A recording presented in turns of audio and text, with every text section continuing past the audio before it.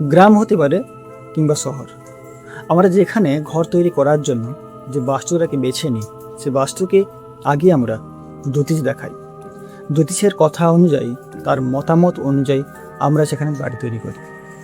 আর যদি কোনো কারণে আমরা জ্যোতিষের কথাকে অমান্য করি, তাহলে সেই বাস্তুতে বাড়ি তৈরি করার পর এমন কিছু সমস্যার সম্মুখীন হই যার কোনো অ্যান্সার আমাদের কাছে থাকে না। তো যাই হোক, আজকের এই ভিডিওতে অশোক নামে একটি ছেলে যখন তার নতুন ঘরে ঘুমানোর সময় এমন এক সমস্যার সম্মুখীন হয়, তার কাহিনী আজকের এই ভিডিওয়ে আপনাদেরকে বলবো। শুরু করছি আজকের এই গল্পটি। অশোকের বাবা কোনোভাবেই জ্যোতিষের যে কথাগুলি কোনোভাবেই মানতেন না, কিন্তু বাড়ির আর অন্যান্য সদস্যদের জন্য তিনি জ্যোতিষকে ডেকে আনেন দেখানোর জন্য যেখানে বাড়ি করা হবে সেখানে কোনো সমস্যা আছে কি নেই।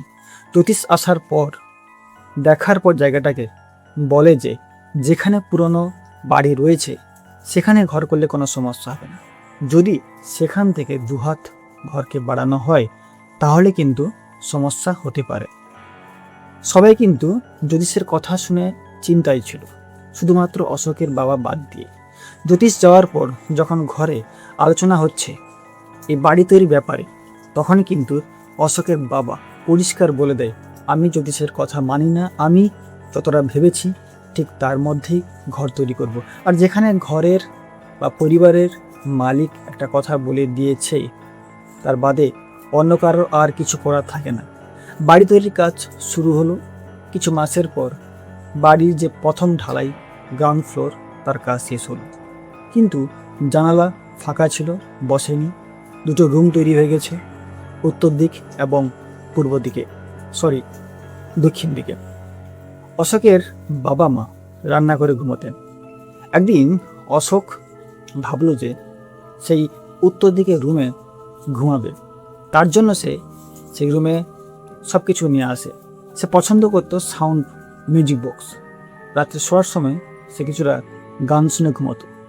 অশোকের একটা ভালো গুণ বলুন বা দোষ, শোয়ার সময় সে লাইট অন করেই ঘুমাতো। এবার কী হয়েছে, প্রথম রাত্রে তেমন কোনো সমস্যার সম্মুখীন হয়নি। 2-3 দিন পর একদিন রাত্রে যখন গান শুনতে শুনতে অশোক ঘুমিয়ে পড়েছে, তার যে জানালা ছিল সেই জানালায় কিছু কালো ছায়ার মতো দুজন দাঁড়িয়ে রয়েছে। অশোক সেই সময় ঘুমিয়ে গেছে। এমনটা হয় না কোনো সময় যে আমরা ঘুমিয়ে যাই কিন্তু আমরা অনেক কিছু টের পাই, সম্পূর্ণ গভীর ঘুম নয়। অশোক কিন্তু ঠিক সেভাবেই ছিল, গভীর ঘুমে নয়। সে বুঝতে পারছিল কোনো কিছু হয়তো সেখানে রয়েছে। হঠাৎ তার ঘুম ভেঙে যায়। ঘুম ভাঙার পর সে দেখতে পায়, প্রথম ভেবেছে হয়তো আর ভ্রম হতে পারে, কিন্তু যখন সে আবার ঘুমানোর চেষ্টা করে, সেই যে কালো রূপের আকৃতি বলেছিলাম তার উপর লাফিয়ে পড়ে এবং জোরে তাকে চেপে ধরে। সে কোনো মতেই সেখান থেকে পালিয়ে আসে। আর বলে দিই, অশোকের বয়স কিন্তু 25 হতে পারে, বয়স 25, কিন্তু অনেকে মানসিক দিক দিয়ে অনেকটা দুর্বল থাকে। সে যখন দৌড়ে রান্নাঘরের দিকে যায়, তার বাবা মা ভয়ে উঠে পড়ে। হঠাৎ কি হলো, ছেলে দৌড়ে রুম থেকে পালিয়ে এসছে। কিছুক্ষণ পর তার বাবা মা তাকে জিজ্ঞাসা করে ব্যাপার কি। অশোক সবটা খুলে বলার পর অশোকের বাবা, যিনি বিশ্বাস করতেন না জ্যোতিষের কথাবার্তা, তিনি কিছুটা হলেও বিশ্বাস করতে শুরু করলেন।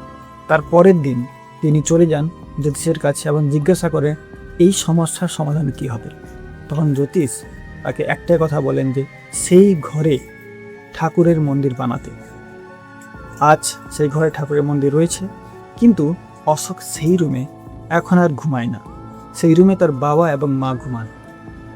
যাই হোক, এই ছিল স্টোরি। তারপর থেকে অশোক কিন্তু তেমন কোনো সমস্যার সম্মুখীন হয়নি। তো এই ছিল স্টোরি। কেমন লাগলো অবশ্যই কমেন্টে জানাবেন। আর আমি বলছি না যে আপনাকে সম্পূর্ণ এই গল্প বিশ্বাস করতে হবে। এগুলি সত্য হতে পারে, আবার মিথ্যা হতে পারে। মিথ্যা বললাম এই কারণে, অশোকের ভ্রম হতে পারে এমনটা, যার জন্য সে তেমন কিছু দেখেছিল, স্বপ্নও হতে পারে হয়তো। এই জন্য আপনাকে বললাম যে এগুলি গল্প ছলেই নেবেন। যদি এই গল্পটি আপনার ভালো লেগে থাকে তাহলে ভিডিওটিকে লাইক আর শেয়ার করতে ভুলবেন না। সঙ্গে সঙ্গে চ্যানেলটিকে সাপোর্ট করার জন্য সাবস্ক্রাইব করতে ভুলবেন না।